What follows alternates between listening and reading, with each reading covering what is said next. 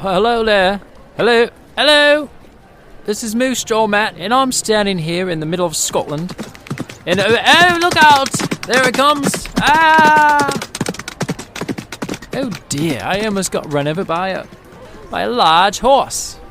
It had fluffy hooves. Fluffy hooves. Well, I don't really have a Scottish accent.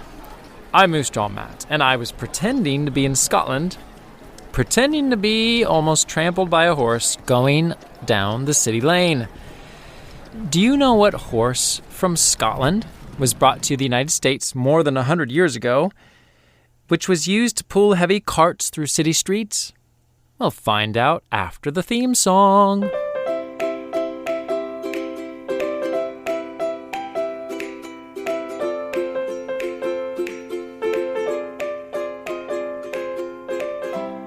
Listeners, welcome back to another episode here on Nature and Science for Kids. Again, I'm Moose Jaw Matt. Welcome in any language and any accent. Welcome to the podcast. This episode is about horses.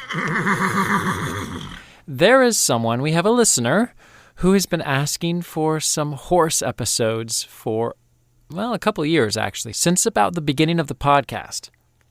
So, Emmaroo, here is your episode. And let's get some facts started with the horse that, in my imagination, came really close to trampling me. It's a gentle giant. It is one of people's favorite horses. Those hooves, it looks like they're wearing those large pants from the late 60s and early 70s. Bell bottoms, it looks like they're wearing furry bell bottoms.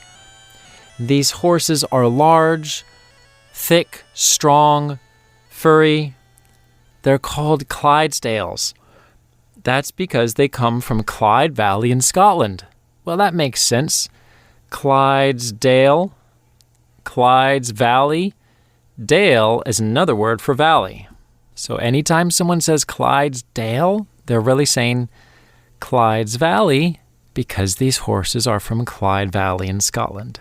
It makes so much sense. These horses are large. Clydesdale horses are 18 hands tall. That's about 6 feet.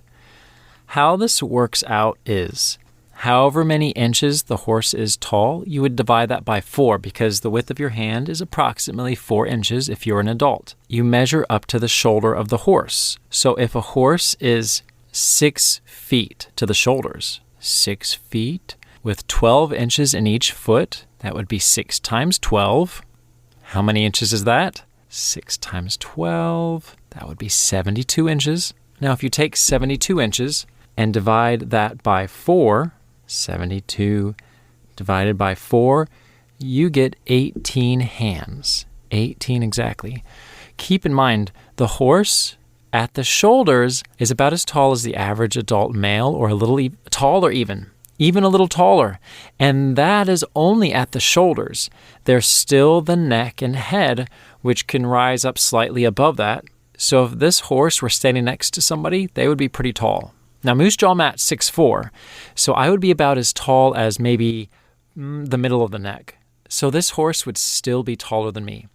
That's while it's standing on all 4 hooves.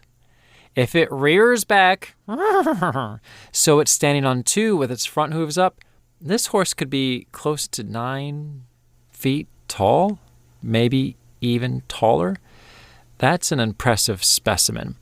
The reason I think people like Clydesdales, though, is because even though they're so large, they're so gentle and strong. They look loving, like you just want to put your arms around their necks and squeeze them in love. I love you. Do you ever want to do that? Just pet an animal, cuddle it. Research shows that petting an animal that's soft or giving someone a hug, as we have mentioned in previous episodes, releases happy brain chemicals that we like, soothing brain chemicals that we enjoy. Let's talk about some other horse breeds. Starting a little back in the alphabet, we'll start in A, and we have the Arab. The Arab is the oldest domestic horse breed in the world. People appreciate its speed. It's a fast horse. And if you see a picture of it, the one I'm looking at right now, it's kind of this almost misty, kind of cloudy, grayish blue, especially in the front and back. And in the middle, it's slightly foggier, more silvery. It's kind of like a silvery, dark gray horse. It's beautiful with a dark mane. It's thin, though. It looks like it's built for speed. It's not stocky. To compare with the Clydesdale is thick and strong. You would want it for pulling a cart. The Arab horse, the Arab breed, is much leaner. You could tell it would want to sprint. It would want to speed. If you've ever seen long-distance runners, they're not usually thick and stocky. They're lean. Their bodies adapt. Their muscles become leaner and more sinewy. And the same thing happens with horses. They tend to be more lean, more ready for speed and springing ahead. Something interesting about the Arab is that it has a different number of ribs than other horses. Most horses have 18. It has 17. Peculiar. It also has fewer bones and its backbone.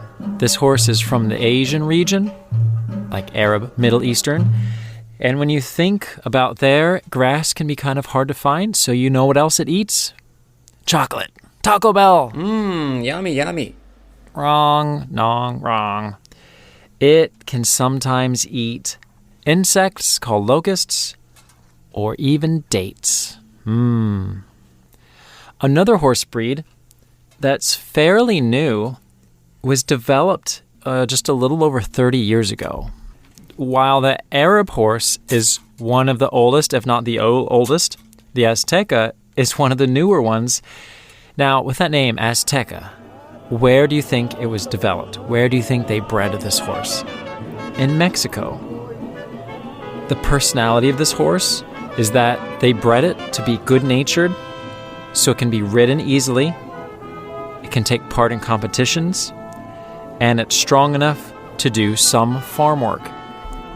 Now this horse, at least in the picture I'm looking at, is a dark charcoal kind of gray, and it is sleek looking, very shiny, and it looks like it has power. It's not as lean as the Arab horse. It looks not as stocky as the Clydesdale. It's sort of in between. It looks strong and powerful, a little thicker, but like it still wants to run. Another horse, actually one I have seen, is one of my favorites, and who doesn't love these? Ponies. This specific kind is called the Chincoteague pony. The history of these guys is interesting because, well, how about we listen in?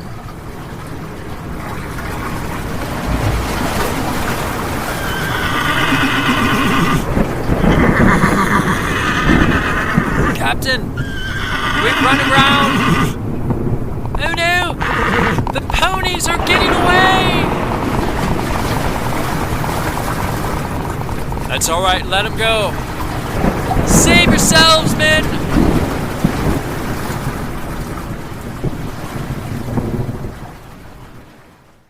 Along the coast of Virginia in the United States, there was an island, two islands, Azteca and Chincoteague. Stories have been passed down that the ponies there on Chincoteague and Azteca are descended from shipwrecked horses that swam ashore about 400 years ago. When I visited Azteca and Chincoteague about a year and a half ago, I got to see them. In fact, look on our Facebook and Instagram pages, look for Moose Jaw Matt or Nature and Science for Kids, and you'll see some pictures of ponies in Chincoteague and Azteca. These horses, these little ponies, are intelligent, good-natured, and are now found all over the U.S. So while they started there, they have migrated elsewhere. Another horse is the Holstein. It was the first horse to be kept as a coach horse. Coach would be what they used to do to travel around. Instead of traveling in cars or taxis or buses, they would have a carriage type thing, high class, high quality, and these horses would pull them. Now, if these horses were meant to be pulling coaches, do you think they would be built for speed or strength? Would they be lean or stocky, or maybe a little bit of both? Well, these horses, while they're kind of a mix, they need to be strong enough to pull, they tend to lean more toward the speed side. In fact, when cars became a bigger thing in the world, these Holstein horses developed into competition horses. They have stamina and an athletic ability, which means that they're popular for cross-country racing. They're also used to take part in show jumping competitions. Holstein, athletic horses. So if someone ever says you're like a Holstein horse, well, take it as a compliment. It means you're athletic. Another horse worth noting is called the Mustang. The Mustang is a feral horse, which means it is wild, like feral cats. If you've ever heard of someone talk about a feral cat, they're wild, untamed. Well, Mustangs are wild, and they live in North America, and they sort of represent the American spirit, at least in the past, the desire to explore and be wild and free, be strong. Well, the Mustang is so popular and so well known that a popular sports car is named after them in America. If you've ever been driving down a road and seen a car with a horse logo, it very well could be a Mustang car. Its name comes from the Spanish word mestez, meaning band of horses, because they often roam around together. Mustangs are shy. They're not easy to approach, which means rounding them up, a whole group of them, can be very difficult. Another popular horse is called the Palomino. Palomino comes from a Spanish word meaning golden grape. They are kind of golden colored, and their manes and tails are silvery. They're like this tannish, yellowish golden color, and with the silvery mane, they sort of have a shimmering appearance. Breeders are now trying to create a distinctive breed with this coloring. They're beautiful horses. If you can, look up a Palomino. We continue to work our way through the alphabet, and we come to a quagga. Quagga. Quagga. It was a type of zebra that used to live in South Africa. It became extinct, however, which means it no longer exists because it was heavily hunted. Unlike zebras, however, its stripes are only on the front half of its body. And finally, we have two more. Two more horses. How could we leave off the zebra, one of the most famous horses in the world, from Africa, the plains of Africa? We all, I think, have seen zebras or pictures of them. Black and white stripes. When they're in herds, their stripes blend together. They look like a bunch of barcodes running around, so it's hard for animals to scan them. No, not really scan them, but lock into one specifically and attack it. The only way to really get one is for it to be separated from the rest of the group. Time out. Apparently, within a herd, zebras can recognize each other by their stripes. That's pretty amazing. What intelligence. The last animal, the last horse breed, is similar. It's called a zedonk. You can imagine which two types of horses a zedonk would be a mixture of. Z would clearly be coming from zebra, and the donk would clearly be coming from the donkey part. Donkeys and zebras and donkeys, we get zedonks.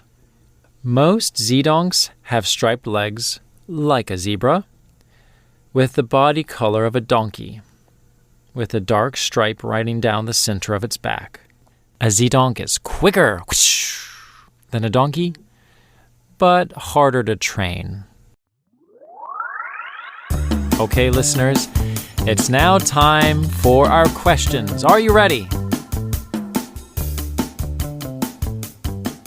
Hello, Emma. Welcome to the game show. How are you? Good. We're glad you're here. Are you ready for your first question? Yes. Your first question is, what is the oldest domestic horse breed that we know of? Arab. That's correct. Nice job. That's a point for you. Listeners, as we go through these questions, you can be answering your best too. Did you get that first one right? It's time for question 2. What's the name of the pony that's from the islands of Assateague and Chincoteague off the coast of Virginia in the United States? Chincoteague. That's correct as well. 2 points for you.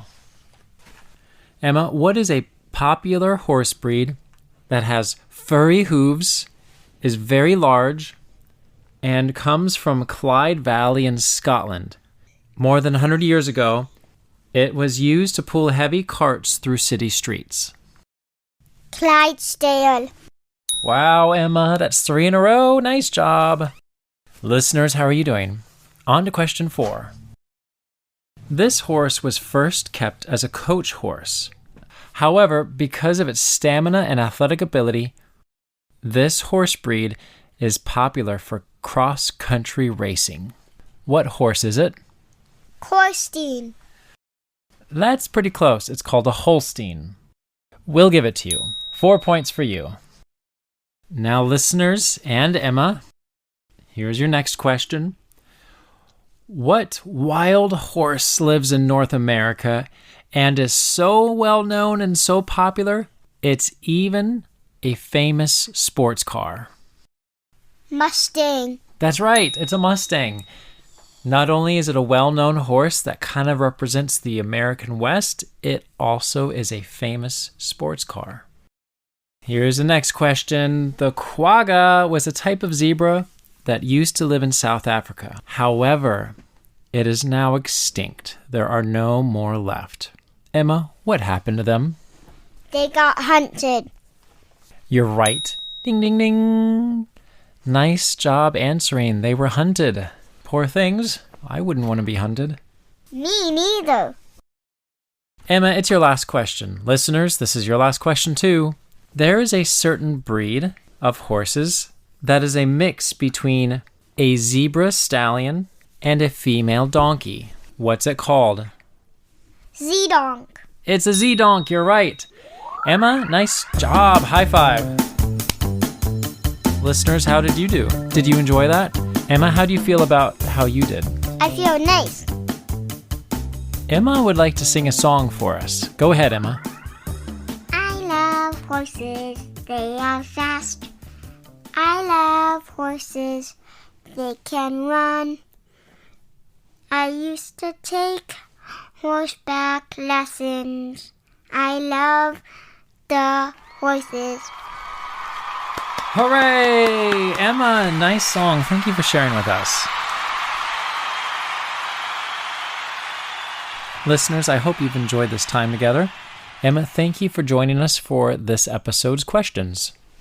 You're welcome. I loved it. Listeners, thank you for joining us this episode. I would like to say happy birthday to Emma. Thank you for helping out with this episode. I hope you enjoyed it. And a big thank you to our latest supporter, Everett, from Tennessee. I used to live in Tennessee, so it's nice to have a supporter from Tennessee. Thank you so much for helping us financially on Patreon. It makes a difference. Listeners, I also wanted to say the number of downloads we're receiving is pretty amazing. We're averaging about 20,000 downloads a month, which is fabulous. Thank you for your support. Thank you for sharing.